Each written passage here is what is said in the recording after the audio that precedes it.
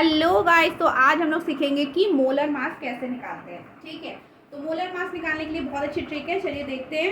सबसे पहले हम लोग कार्बन डाइऑक्साइड की बात करते हैं। ठीक है, कार्बन डाइऑक्साइड में सी का एटॉमिक मास कितना हो जाएगा। सी एक दे रखा है, कार्बन एक है, तो यानी कि एक ही हम सी लेंगे। सी का एटॉमिक मास कितना होगा, 12U।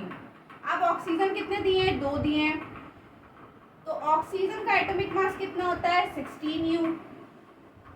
इस तरह से लिख देंगे। ठीक है, अब हम इन्हें क्या करेंगे, सिंपली ऐड कर देंगे।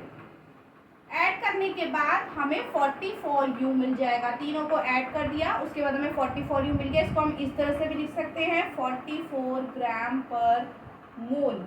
ठीक है, हो गया। ये हो गया हमारा कार्बन डाइऑक्साइड की बात। अब हम बात करते हैं H2O की।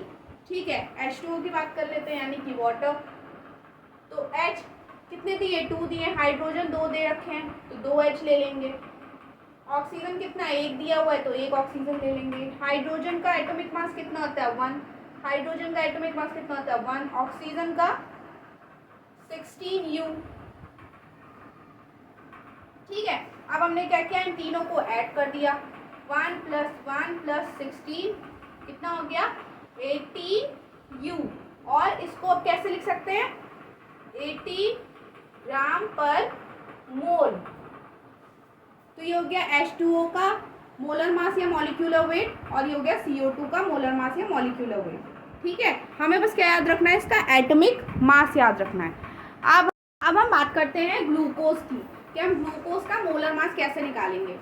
तो सी यानी कि कार्बन का एटॉमिक मास कितना होता है, 12U। H यानी कि हाइड्रोजन का एटॉमिक मास कितना होता है, 1U।